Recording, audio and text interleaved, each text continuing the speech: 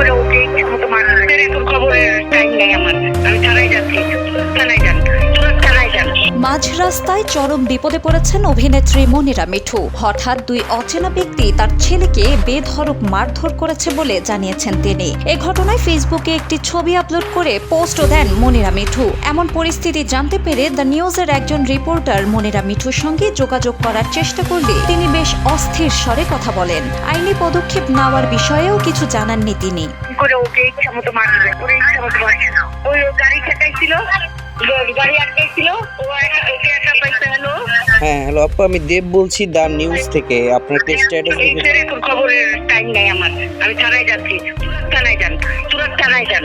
হ্যাঁ, তুরন্ত থানায় যান, যা জানার। ঘটনার বিস্তারিত জানতে আমাদের সঙ্গেই থাকুন। বিনোদন ডেস্ক, দ্য নিউজ।